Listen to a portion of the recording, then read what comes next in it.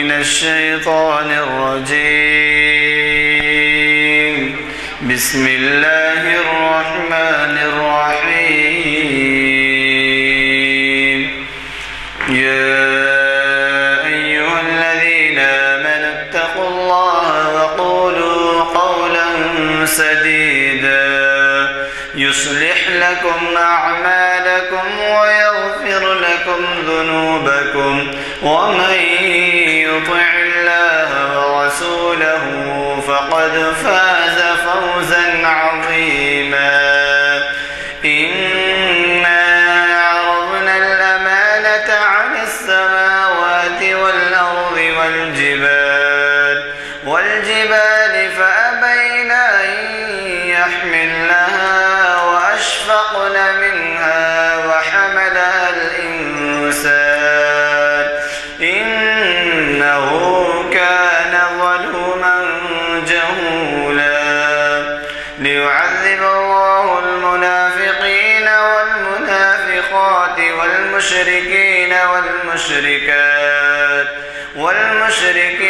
والمشركات ويتوب الله على المؤمنين والمؤمنات وكان الله غفورا رحيما.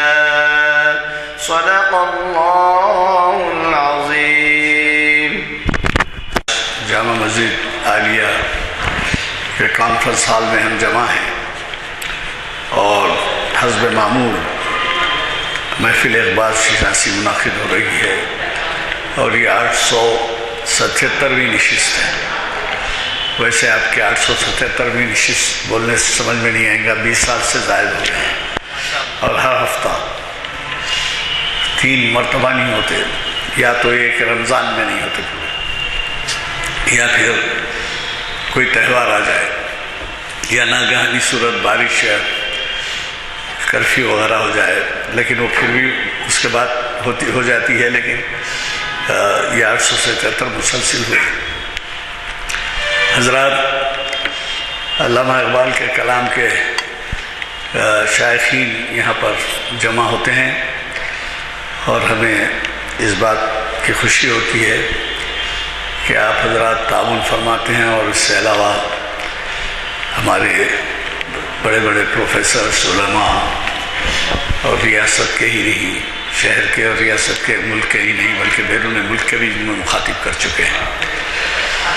حضرات، آج جناب ایاز الشیخ صاحب اس لیے زیادہ تعارف کے محتاج نہیں ہیں کہ انہوں نے ہمارے ہاں بہت سے خطابات ان کے ہوئے ہیں، اور پھر اب انہوں نے جو نظم کا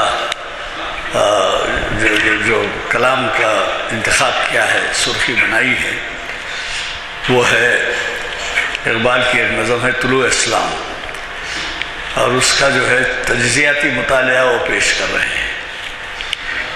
تو ہمیں بڑی خوشی اس بات کی ہوتی ہے کہ وہ ہمارے دیگر مقررین کی طرح بڑی ہی تیاری کے ساتھ آتے ہیں، گہرائیوں میں لے جاتے ہیں ہمیں، اور سیدھے سادے اشعار کے مطلب کے سمجھنے میں ہمیں دقت ہوتی ہے تو وہ گہرائیوں میں لے جا کے ہمیں سمجھاتے ہیں. مجھے خوشی ہے کہ ان کا پچھلا لیکچر جو ہے وہ بھی بڑا اچھی طریقے سے رپورٹ ہوا، وہ بھی بڑا شاندار تھا پچھلے مہینے میں. بات یہ ہے کہ اس سے پہلے 3-4 مہینے میں ایک دفعہ آیا کرتے تھے وہ، اب کہ میں دیکھا کہ پچھلے مہینے کے بعد پھر وہ ہماری طرف متوجہ ہوئے. میں تو خواہش کروں گا کہ وہ ہر مہینہ برابر ایک لیکچر یہاں پر دیں. ابھی آج ہمارے اس اعلامیہ کی جو 647واں اعلامیہ ہے، اس کی آخری نشست ہے، اور ہماری اگلا جو پروگرام ہے اس کے اعلامیہ چھپ کے آنی چاہیے تھے، لیکن کچھ تاخیر ہو گئی ہے.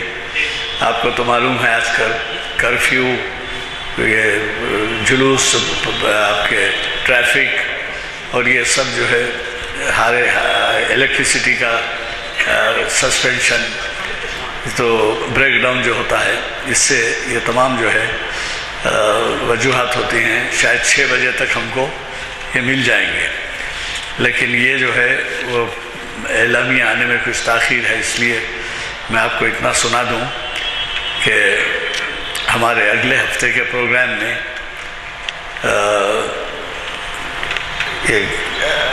یہ حضرت میر کبیر سید علی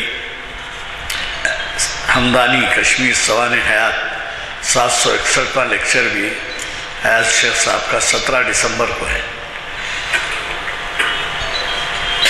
17 دسمبر یہ کون سی یہ کیسا لا کے رکھ دیا ابھی؟ 17 دسمبر تو ابھی جی صاحب سے گزارش کرتا ہوں. آپ کو اندازہ ہوگا کہ وہ کافی دور سے آتے ہیں اور پھر ویسے ہمارے بہت سے ایسے صحافی ہیں جن سے ان کا تعلق رہا ہے اور وہ دیگر ریاستوں میں سے بھی اپنے آپ کو مربوط کیے ہوئے ہیں. صحافت سے کافی ان کا تعلق ہے. تو یہ بھی ہوا ہے کہ وہ ہماری محافل کا بیرون ریاست بھی کافی تذکرہ کرتے آئے ہیں اور وہاں پہ لوگوں میں جو ہے جوش جذبہ پیدا کرتے ہیں. مجھے یقین ہے کہ ان کے بولنے کی وجہ سے کئی جگہوں پر ایسی محفلیں منعقد ہو رہی ہوں گی کیونکہ وہ ہمیشہ سے مداح رہے ہیں. آج ہی نہیں، آج میرا اندازہ ہے 10-15 سال سے وہ ہم سے وابستہ ہے. میں ان سے گزارش کرتا ہوں کہ وہ شہ نشین پر تشریف لائیں اور ہمیں مخاطب فرمائیں.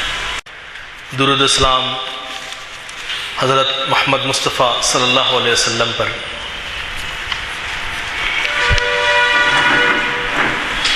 محافل عالیہ کے روح رواں اور ہمارے محسن ایڈوکیٹ غلام یزدانی صاحب،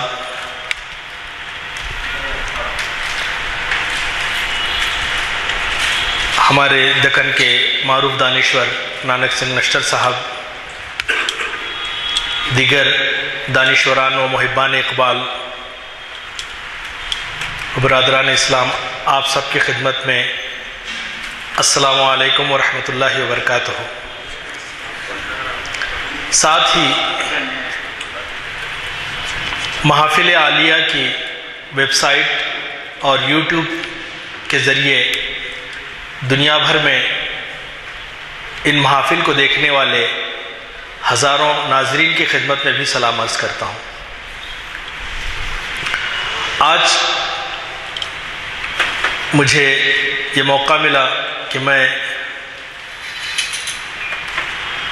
علامہ اقبال کی ایک نظم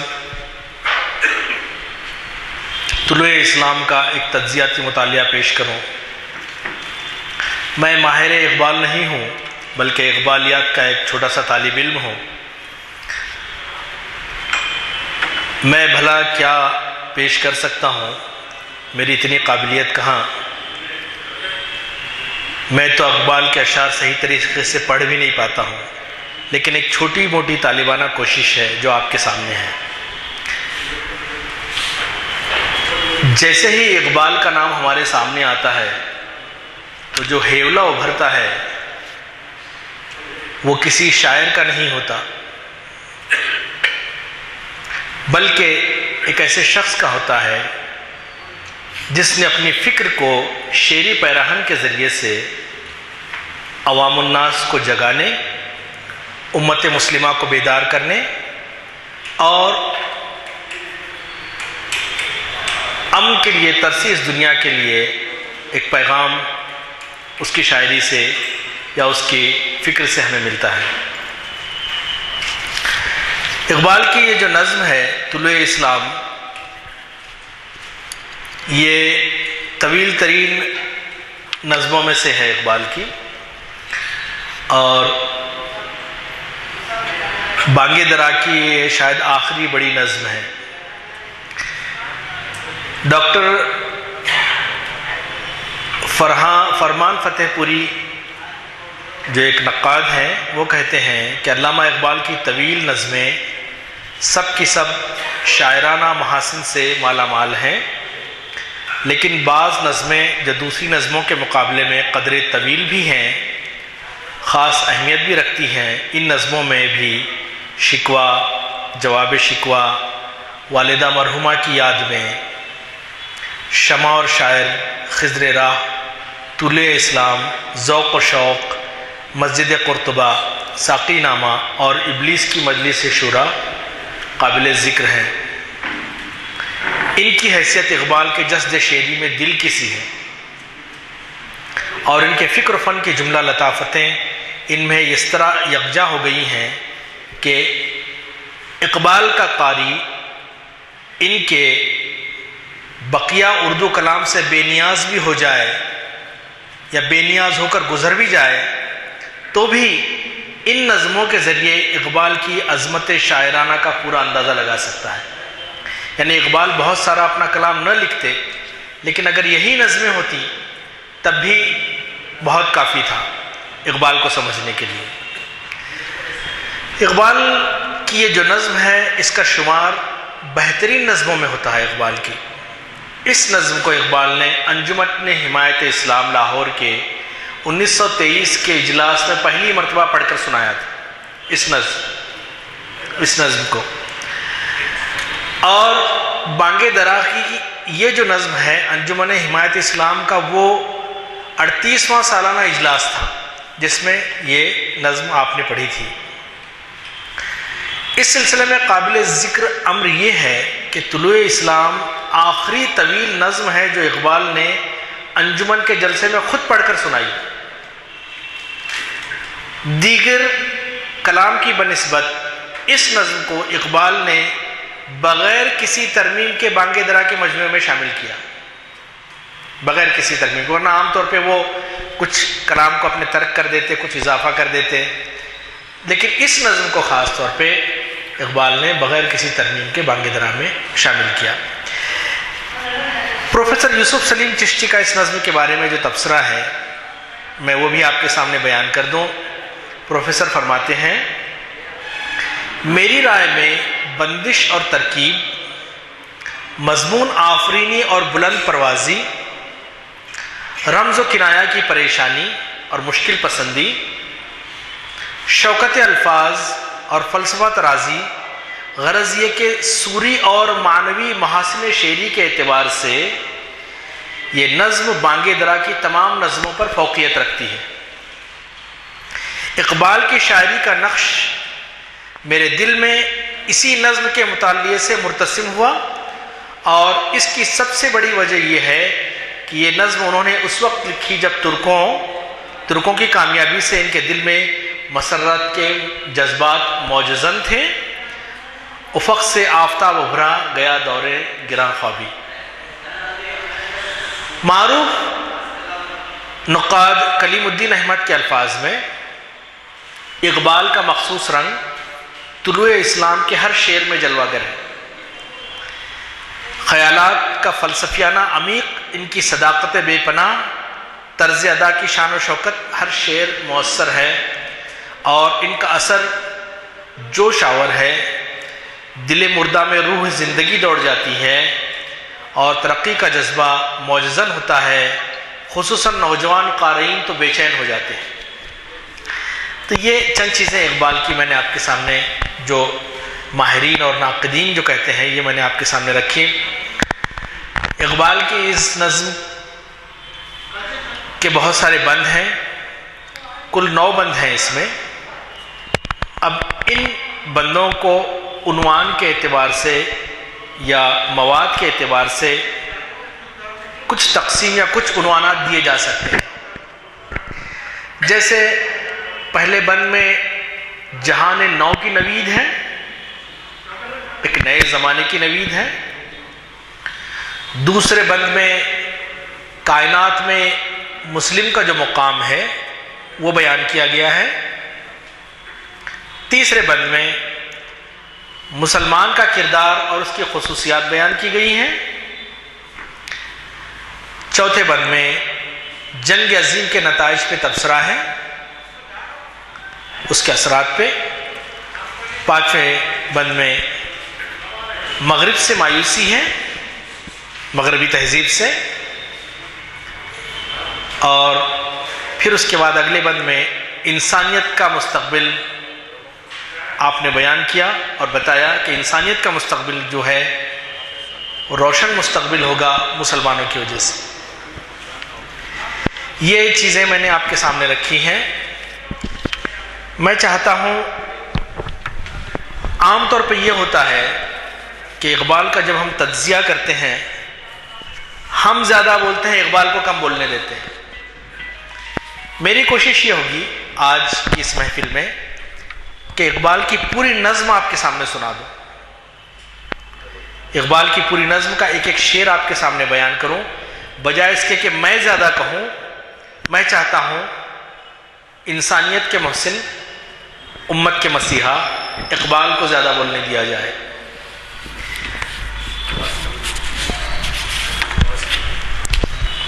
اقبال اپنی نظم کے شروع میں کہتے ہیں، دلیل صبح روشن ہے ستاروں کی تنک تابی، دلیل صبح روشن ہے ستاروں کی تنک تابی، افق سے آفتاب ابھرا گیا دور گراں خوابی۔ اس شعر میں اقبال نے جو بات نوید سنائی ہے، وہ یہ ہے کہ انتہائی مایوس کن حالات تھے اور امت مسلمہ کو آج جو حالت ہے اس سے کہیں زیادہ بری حالت اس وقت تھی۔ اس وقت یہ تھا کہ ترکی شکست کھا چکا تھا، ایک مایوسی کا دلدل تھا، برطانوی سامراج، مغربی سامراج مسلمانوں پہ مسلط تھا، لیکن اسی درمیان ترکوں کی غیرت واپس آئی، وہ متحد ہوئے اور انہوں نے واپس اپنی قوت کو مجتمع کر کے یونان کے خلاف یلغار کی، اور یونان نے جن ترکی علاقوں پہ قبضہ کیا تھا وہ سارے چھڑا لیے۔ تو اس شعر میں جو نوید اقبال فرما رہے ہیں وہ یہ ہے کہ دلیل صبح روشن ہے، صبح کے آنے کی جو دلیل ہے وہ روشن نظر آ رہی ہے، رات کا آخری پہر اور اب سحر پھوٹی ہی پڑتی ہے، سورج کی کرنیں نکلنے کے لیے بیتاب ہیں۔ میں سلام کرتا ہوں اقبال کی امیجری کو،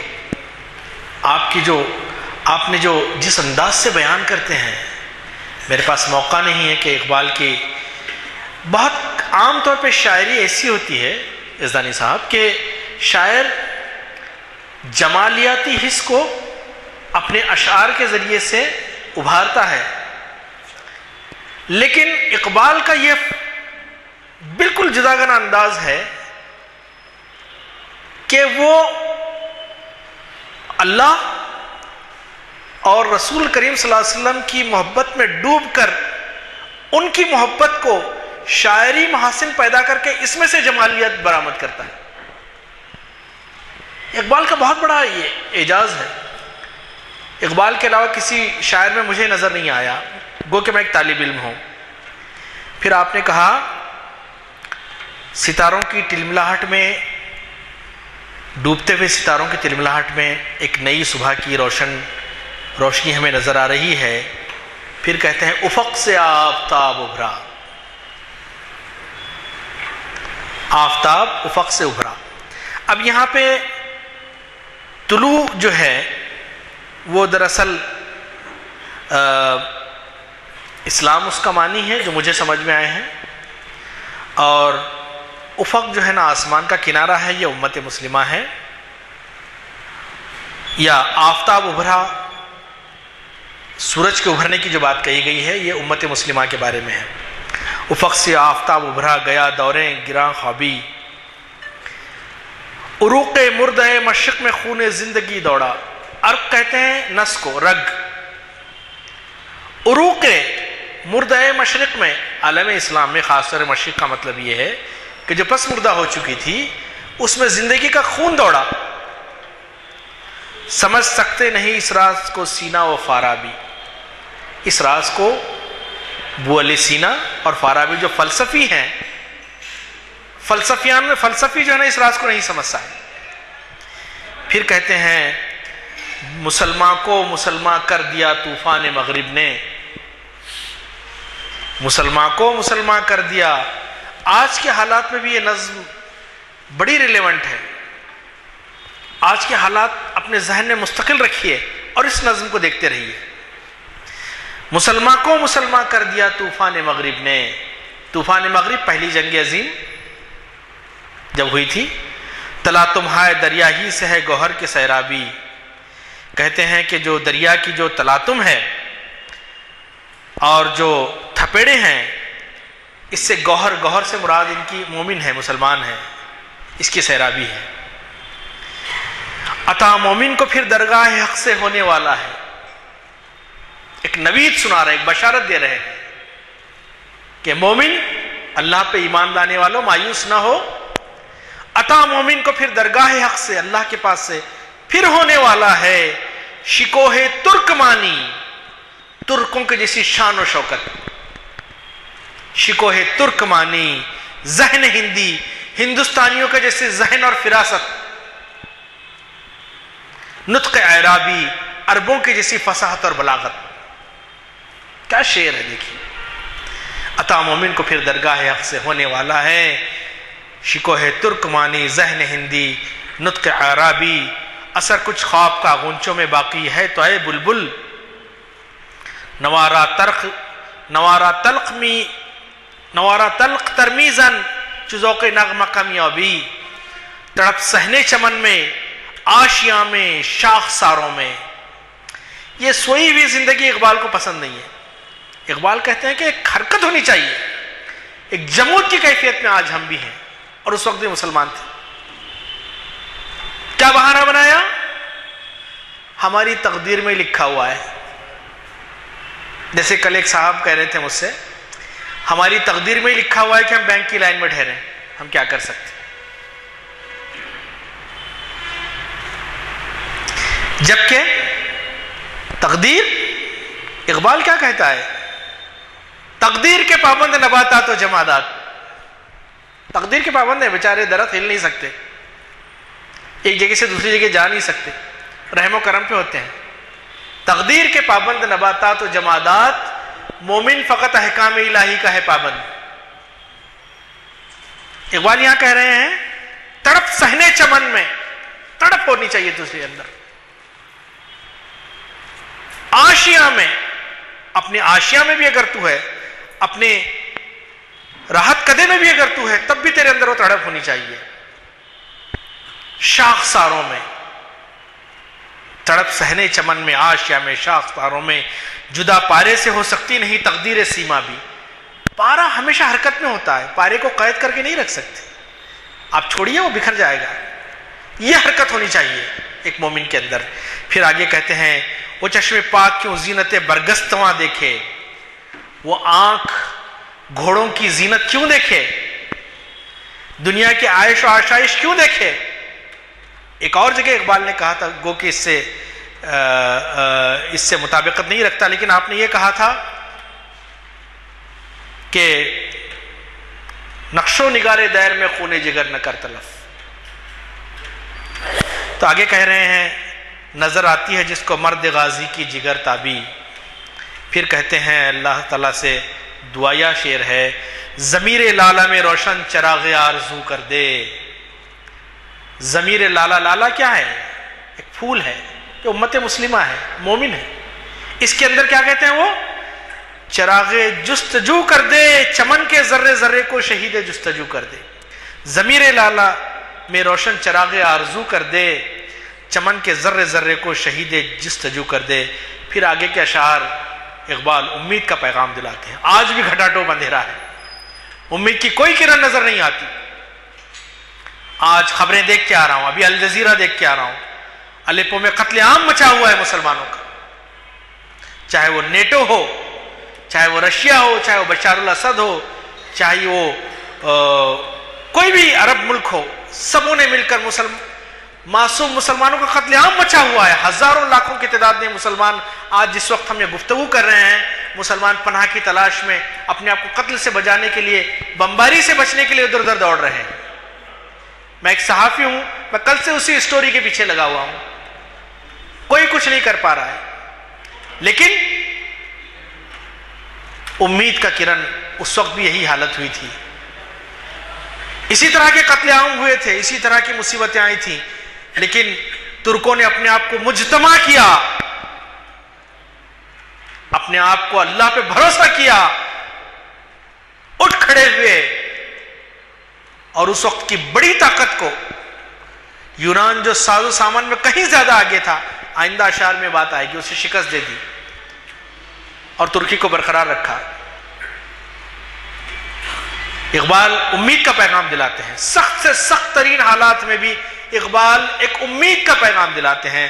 اور بلکہ بعض ناقدین اقبال کہتے ہیں اقبال تو محض خواب دکھاتا ہے، خواب دکھانے کے علاوہ کچھ نہیں کرتا ہے. لیکن اقبال صرف خواب نہیں دیتا، اس کی تعبیر بھی دیتا ہے. لیکن افسوس، امت مسلمہ جس سے میں بھی شامل ہوں، میں تم سے کہہ رہا ہوں، پروین شاکر نے جیسے کہا تھا، نیند جب خوابوں سے پیاری ہو تو ایسے دور میں، نیند جب خوابوں سے پیاری ہو تو ایسے دور میں، خواب دیکھے کون اور خوابوں کو دے تعبیر کون؟ کون خواب دیکھے گا؟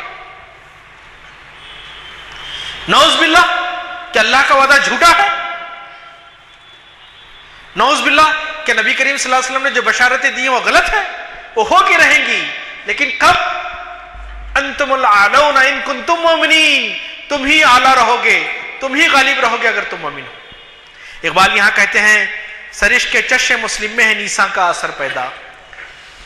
آنسو جو ہیں، سرشک آنسو کہتے ہیں، مسلمان کی آنکھ میں جو آنسو ہے اس میں نیساں کا اثر پیدا. نیساں کہتے ہیں بارش کے پانی کے اس قطرے کو جس سے سیپی میں جا کر موتی بنتا ہے. سرشک کے چشم مسلم میں ہے نیساں کا اثر پیدا، خلیل اللہ کے دریا میں ہوں گے پھر گوہر پیدا. حضرت ابراہیم، ملت ابراہیم کے دریا میں پھر سے موتی بنیں گے انشاءاللہ. پھر کہتے ہیں کتاب ملت بیضا کی پھر شیرازہ بندی ہے. کبھی کبھی صفیں درست کرنے کے لیے انہیں برہم بھی کرنا پڑتا ہے. ہم اپنے اسکول کے زمانے میں دیکھتے تھے کہ جب صفیں بنانی ہوتی تو پہلے برہم کیا جاتا تھا اسے، پھر کہا جاتا تھا کہ اب اٹینشن سیدھے صف میں آ جائے. تو اقبال کہہ رہے ہیں کتاب ملت بیضا کی، یہ روشن ملت کی شیرازہ بندی ہے، پھر ہم لائن میں آنے والے ہیں. یہ شاخ ہاشمی کرنے کو ہے پھر برگ و بر پیدا. اس شاخ ہاشمی میں پھر سے برگ و بر پیدا ہوں گے. ربود آنت رکھ شیرازی دل تبریز کابل را، صبا کرتی ہوئی گل سے ہے اپنا ہم سفر پیدا.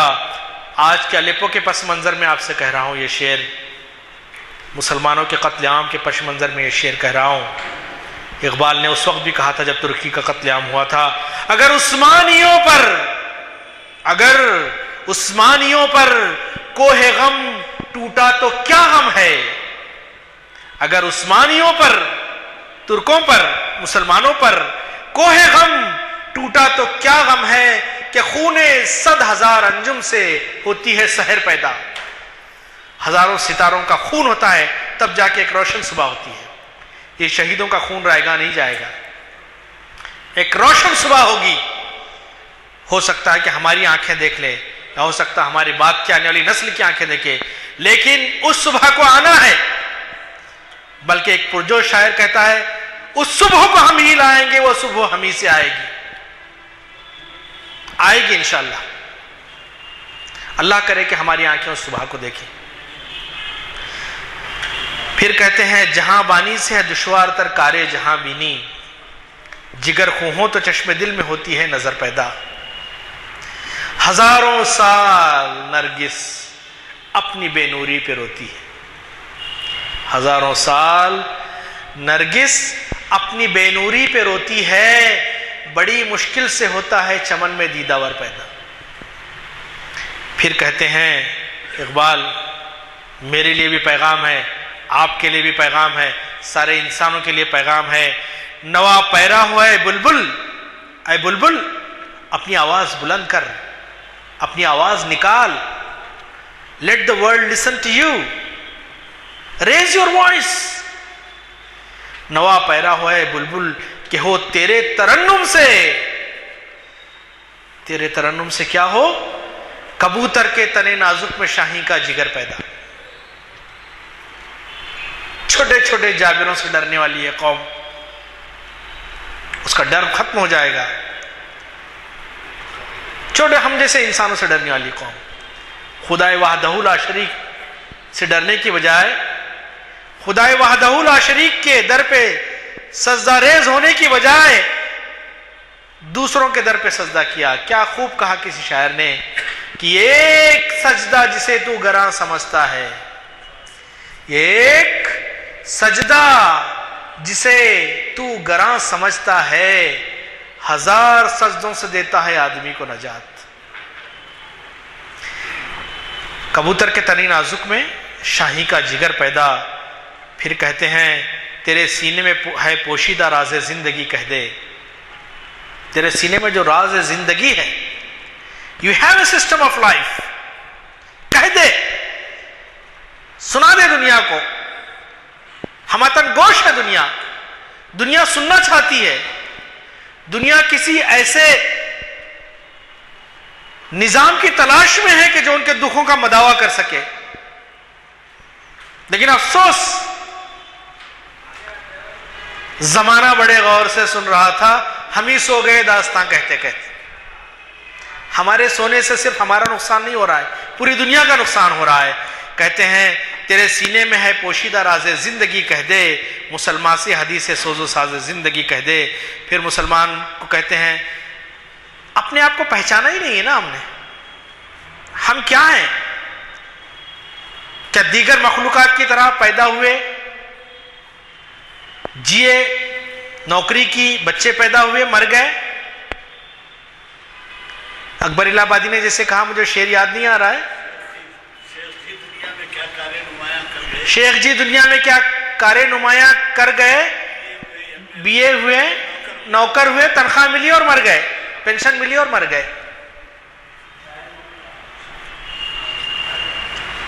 لیکن امت مسلمہ، ارے تم شیر ہو، لیکن ہم بول رہے کہ نہیں ہم شیر نہیں، ہم بکری ہیں. اور جب اپنے آپ کو کوئی شیر بھی بکری تسلیم کر لیا جاتا ہے تو اسے سرکس میں کرتب کروائے جاتے ہیں. وہی حال ہمارے ساتھ ہو رہا ہے. ورنہ شیر شیریت پہ آ جائے تو اس کی مجال یہ نہیں ہوتی کہ اس سے کرتب کرا سکے. وہ کہتے ہیں خدائے لم یزل کا دست قدرت تو، زباں تو ہے. اللہ سبحانہ وتعالیٰ کا ہاتھ ہے، ید اللہ ہے.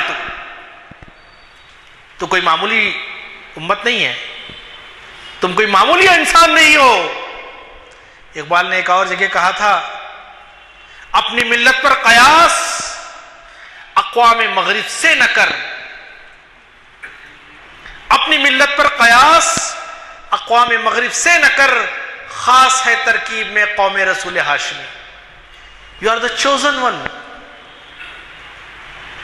اخرجت للناس، لوگوں کے لیے پیدا کیا گیا ہے. خدائے لم یزل کا دست قدرت تو، زباں تو ہے. یقین پیدا کرے غافل کہ مغلوب گما تو ہے. اپنے اندر ایمان پیدا کر. یقین کیا ہے؟ ایمان. پرے ہے چرخ نیلی فام سے منزل مسلمان کی. مسلمان کی منزل یہی نہیں ہے، محدود نہیں ہے، لا محدود ہے. وہ اللہ کی ذات نے فنا ہے. وہ پرے ہے چرخ نیلی فام سے، آسمانوں سے اوپر ہے مسلمانوں کی منزل. ستارے جس کی گرد راہ ہوں وہ کارواں تو، کارواں کے دھول ستارے ہیں. پھر کہتے ہیں مکان فانی، فانی ہے یہ مکان. مکی آنی، رہنے والے بھی فانی ہیں. ازل تیرا، ابد تیرا، شروع بھی تو، آخر بھی تو. خدا کا آخری پیغام ہے تو جاویداں ہو جا. ہنا بندی ہے، ہنا بندے عروس لالا ہے خون جگر تیرا. ہنا بندی، لالا کو جو مہندی لگائی جا رہی ہے، لالا کو جو سرخی آ رہی ہے، وہ کیا ہے؟ وہ تیرا خون جگر ہے. تیری نسبت براہیمی ہے معمار جہاں تو ہے. تیری فطرت امی ہے ممکنات زندگانی کی، جہاں کے جوہر مضمر کا گویا امتحان تو ہے. جہاں نے آب و گل سے عالم جاوید کی خاطر، نبوت ساتھ جس کو لے گئی وہ ارمغاں تو ہے۔ یہ نکتہ سرگزشتے ملت بیضا سے ہے پیدا، یہ نکتہ سرگزشتے ملت بیضا سے ہے پیدا، کہ اقوام زمین ایشیا کا پاسباں تو ہے۔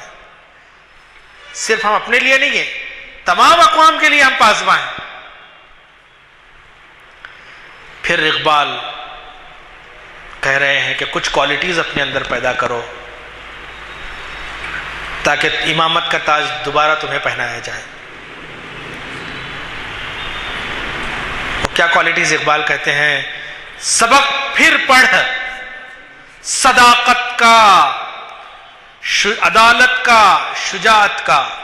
سبق پھر پڑھ صداقت کا، عدالت کا، شجاعت کا، لیا جائے گا کام تجھ سے دنیا کی امامت کا۔ امامت منتظر ہے، لیکن ہمارے پاس آپشن تھا، یا تو امامت قبول کریں یا غلامی قبول کریں، لیکن افسوس ہم نے غلامی قبول کر لی۔ بندہ پروری کیا ہے ہم نہیں جانتے، بندگی کے تقاضوں کو بھلا دیا ہم نے۔ اسی لیے اقبال نے کیا اور جگہ کہا تھا کہ فلک نے ان کو عطا کی ہے خواجگی کے جنہیں، اللہ نے ان کو غلامی عطا کی ہے، فلک نے ان کو عطا کی ہے خواجگی کے جنہیں، خبر نہیں روش بندہ پروری کیا ہے۔ پھر اقبال آگے کہتے ہیں یہی مقصود فطرت ہے، یہی رمز مسلمانی، اخوت کی جہاں گیری محبت کی فروانی۔ اس دنیا کو محبت سے جیتنا ہے، تلواروں تفنگوں یہ کام نہیں، یہ دنیا محبت سے ہم نے جیتا اور جیت کے دکھایا ہے ہم نے۔ بتانے رنگ و خون کو توڑ کر ملت میں گم ہو جا۔ آج مسلمان تفرقے میں ہیں، مسلمان تفرقے میں ہیں تو ساری انسانیت تفرقے میں ہے۔ آج آپ سے پوچھئے تو کہے گا فلاں مسجد میں کیوں نہیں جاتے، تو وہ ہمارے مسلک کی مسجد نہیں، وہ ہمارے مولانا نہیں ہے، وہ ہمارا مدرسہ نہیں ہے۔ پھر اس کے بعد ایک نیا تعصب، یہ عرب ہے، یہ نان عرب ہے۔ آپ کسی مسلم عرب کنٹری میں چلے جائیں گے تو وہاں پہ کیا ہوگا، یہ خارجی ہے اور یہ جو ہے نا مقامی ہے، یہ ہندی ہے، یہ خواجہ ہے، ویسٹرن ہے۔ اس طرح سے ہم نے اپنے آپ کو بانٹ دیا ہے، یہ ترکی ہے، یہ ایرانی ہے، یہ عرب ہے، یہ صومالی ہے۔ اقبال کہتے ہیں بتانے رنگ و خون کو توڑ کر ملت میں گم ہو جا، بتانے رنگ و خون کو توڑ کر ملت میں گم ہو جا، نہ تورانی رہے باقی، نہ ایرانی نہ افغانی۔ میاں شاخ سارانے صحبت مرغ چمن کب تک، اے مرغ چمن، اے چمن کے پرندے، شاخوں کی صحبت کب تک رہے گی تیرے پاس؟ تیرے بازو میں ہے پرواز شاہین قحطستانی، پہاڑی کے شاہین کی طاقت تیرے بازو میں ہے، اور تو ہے کہ پتوں میں چھپا بیٹھا ہے۔ گما آباد ہستی میں یقین مرد مسلمان کا، گما آباد ہستی میں یقین مرد مسلمان کا، بیاباں کی شب تاریخ میں قندیل رہبانی۔ مٹایا قیصر و کسریٰ کے استبداد کو جس نے، اس دور کے سپر پاورز قیصر و کسریٰ، ایک Iran, empire of Persia, empire of Rome, super powers, اس دور کے استبداد، استعمار، طاقتور ترین، کس نے مٹایا ان کو؟ بڑی فوج نے، ویل اکوپڈ فوج نے، کس نے مٹایا ان کو؟ اقبال کہتے ہیں مٹایا قیصر و کسریٰ کے استبداد کو جس نے، وہ کیا تھا؟ زور حیدر، حضرت علی کا زور، فقر بوذر، حضرت ابوذر کا فقر، اور صدق سلمانی، اور حضرت سلمان کی سچائی۔ معافی چاہتا ہوں۔ ہوئے احرار ملت جادہ پیما کس تجمل سے، تماشائی شگاف در سے ہیں صدیوں کے زندانی۔ احرار ملت جو ہیں وہ کس طاقت کے ساتھ جادہ پیمائی میں لگ گئے، اور کچھ لوگ ہیں کہ دروازے کے سوراخ سے جھانک کے دیکھ رہے ہیں کیا ہو رہا ہے باہر، میدان عمل میں نہیں آ رہے۔ پھر کہتے ہیں کہ ثبات زندگی ایمان محکم سے ہے دنیا میں، کہ المانی سے بھی پائندہ تر نکلا ہے تورانی۔ المانی جرمنی کو کہتے ہیں کہ جرمنی سے بھی زیادہ ترک نے اپنے آپ کو ثابت کیا ہے اس دور کے پس منظر کو حالات میں پس منظر کے میں آپ نے کہا۔ پھر آپ کہتے ہیں، ایک نسخہ بتاتے ہیں کہ جب اس انگارۂ خاکی میں ہوتا ہے یقین پیدا، جب اس انگارۂ خاکی میں ہوتا ہے یقین پیدا، جب اس میں ایمان کی وہ کیفیت پیدا ہو جاتی ہے تو کر لیتا ہے یہ بالو پرے روح الامی پیدا۔ ہمسائے جبرائیل امی بندے مومن، تو جبرائیل علیہ السلام کے قریب پہنچ جاتا ہے۔ پھر اقبال مزید بتاتے ہیں جو آج کے لیے بھی ہمارے لیے ضروری ہے۔ کیا کہنا ہے اقبال؟ غلامی میں نہ کام آتی ہیں شمشیریں نہ تدبیریں۔ غلامی ہے، کچھ غلامی تو ایسی ہے کہ غیروں نے غلام بنایا ہوا ہے، اور کچھ غلامی ایسی ہے کہ ہم نے غلامی کا توق اپنے ہاتھ سے اپنے سر پہ ڈال لیا ہے۔ غلامی میں نہ کام آتی ہیں شمشیریں نہ تدبیریں، جو ہو ذوق یقین پیدا تو کٹ جاتی ہیں زنجیریں۔ یہ آخری بند پڑھ کر یہاں روک دیں گے، اور پھر اس کے بعد انشاءاللہ آئندہ کبھی موقع ملے تو اس نظم کو پورا کریں گے۔ کوئی اندازہ کر سکتا ہے اس کے زور بازو کا، نگاہ مرد مومن سے بدل جاتی ہیں تقدیریں۔ ولایت پادشاہی علم اشیاء کی جہانگیری، یہ سب کیا ہیں؟ فقط ایک نقطہ ایما کی تفسیریں۔ براہیمی نظر پیدا بڑی مشکل سے ہوتی ہے، ہوس چھپ چھپ کے سینوں میں بنا لیتی ہے تصویریں۔ تمیز بندہ و آقا فساد آدمیت ہے، تمیز بندہ و آقا فساد آدمیت ہے۔ حذر چیر دستاں سخت ہے فطرت کی تعزیریں۔ حقیقت ایک ہے ہر شے کی، خاکی ہو کہ نوری ہو، لہو خورشید کا ٹپکے گا گر ذرے کا دل چیریں۔ یقین محکم، اس بات کے ساتھ میں اپنی بات ختم کر رہا ہوں۔ یہ پیغام آج کی اس نشست کا میرے لیے بھی ہے، آپ کے لیے بھی ہے۔ کون سی کوالٹیز اپنے اندر پیدا کریں کہ آپ پھر سے سربلند ہو جائیں؟ کیا ہے؟ یقین محکم، محکم یقین، ڈلمل یقین نہیں، ہماری دکنی زبان میں جسے کہتے ہیں۔ یقین محکم صرف یقین عمل پہ ہم، مسلسل عمل۔ محبت فاتح عالم، ہر ایک کے ساتھ محبت۔ جہاد زندگانی میں ہے یہ مردوں کی شمشیریں۔ اللہ سبحانہ وتعالی ہمیں اقبال کے پیغام کو سمجھنے اور اس پہ عمل کرنے کی توفیق عطا فرمائے۔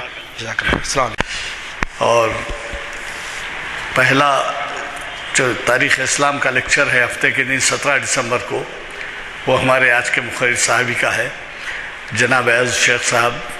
عنوان ہے حضرت میر کبیر سید علی ہمدانی کشمیر سوانح حیات۔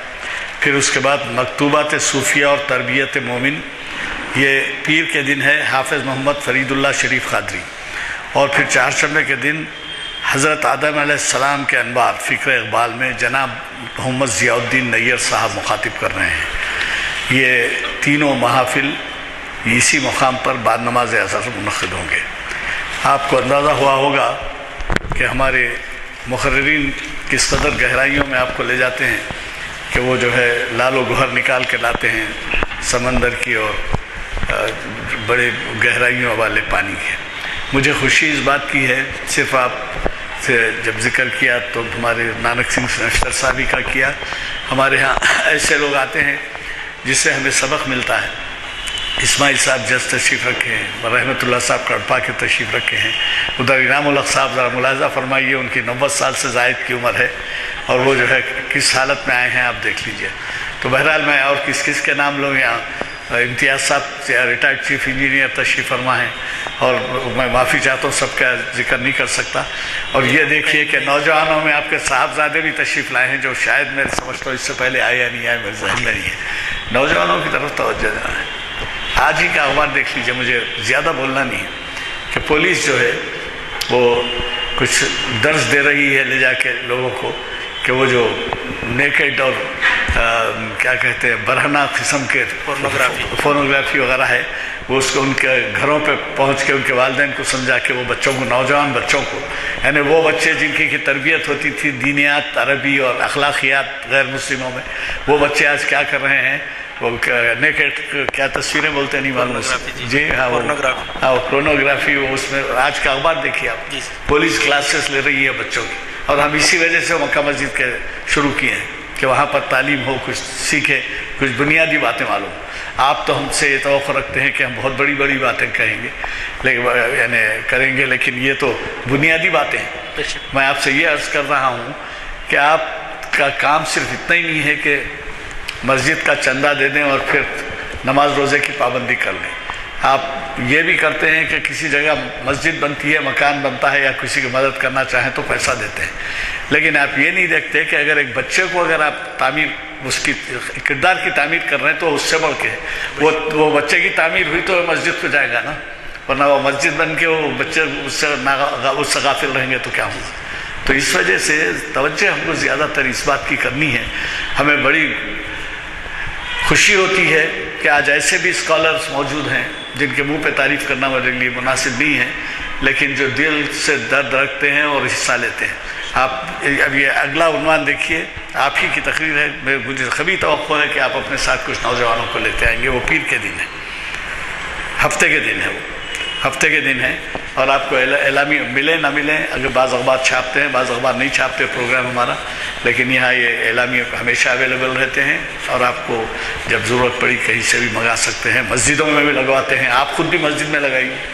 لوگ گھر بار چھوڑ کے مہینے دو مہینے تبلیغ کے لیے چلے جاتے ہیں آپ اگر یہ کسی کے ہاتھ میں دیں گے تو تبلیغ ہے تو میرا خیال ہے کہ ہمیں اس کی طرف توجہ کرنے کی ضرورت ہے کنگ کوٹھی سے کئی حضرات آتے ہیں محمد یونس صاحب بڑے پابند ہمارے محافل کے اور آپ بھی شروع کریں اب آنا لیکن یہ ہے کہ اڑوس پڑوس میں دیکھیں فجر کی نماز میں یہاں پر عملے کے 2-3 حضرات کمیٹی کے 1-2 حضرات 5 رستہ چلنے والے 1-2-3 ختم اب مثلاً آج پوچھیں گے آپ 8 یا 10 تھے فجر کی نماز میں اس میں سے 2-3 تو دعا کے ساتھ ہی اٹھ کے چلے گئے درس میں بھی نہیں بیٹھے صحیح ہے یہاں پر ایک فرلانگ کے اوپر گھر ہے مسلمانوں کا لیکن ایسی جگہوں کے اوپر بھی پرسوں شکایت کر رہے تھے ہمارے مقرر صاحب کہ ایسی بیچ میں مسجد ہے اور اطراف سب مسلمانوں کے گھر ہیں وہاں پر بھی یہی حال ہے کہ چند لوگ آتے ہیں فجر کی نماز کے اب میں کہاں تک یہ باتوں کی طرف توجہ دلاؤں آپ خود بھی ذرا ذہن میں رکھیے ہم کو بتانا ہے میں اس سے پہلے بھی ذکر کر چکا ہوں پھر دہراؤں گا میرا تاشقند کا تجربہ بہت کام آیا ہے مجھے تاشقند میں مسجد میں فجر کی نماز پڑھنے کا موقع ملا تو مجھے اشارے سے بٹھا دیا گیا رمضان کی 25-26 تاریخ تھی بٹھا کے پھر دعا ہونے کے بعد کھڑا کیا گیا وہ مسجد کا نقشہ پورے حیدرآباد کی نقشہ حیدرآباد کا نہیں ہے وہاں کی نقل ہے وضو خانہ ہے قبرستان ہے محراب ہے کلام مجید رکھے ہوئے ہیں لیکن مصلی 60 65 70 سال سے ایک بھی نہیں چلی اور میں جب پوچھا موزن صاحب 60 62 کے تھے میں پوچھا تو ہمارا انٹرپریٹر ساتھ تھا وہ زبان کی اس کی وجہ سے ترجمہ کر کے بولتا جب اس کو بولا میں بولا بھئی یہ رمضان کا مہینہ ہے اور یہ نوجوان غائب ہیں تو اس نے کہا صاحب ہم سوشلسٹ نظریات کے لوگ ہیں بچے کپاس توڑنے کے لیے گئے ہیں بولے یونیورسٹی بند ہے تو اب میں ایسا دیکھ رہا ہوں کہ 10-12 سال کے بعد شاید یہ خالی 20-30 کے تو کوئی نہیں 40-50-60 کے اونچے رہیں گے بقیہ جو ہے کیونکہ ان کو معلوم ہی نہیں ہے کرنا ہی نہیں تو اب وہ بنیاد جانیں گے تو ہوگا نا بھائی بنیاد کی طرف توجہ بہرحال نماز کا وقت ہوا ہے دعا ہو چکی ہے اور پروگرام آپ کو سنا چکا ہوں مجھے قوی توقع ہے کہ آپ پھر ابھی جو ہمارے فاضل مقرر نے ہم کو موقع دیا ہے یہ ہفتے کے دن کا بعد عصر کے خطاب میں 17 تاریخ کو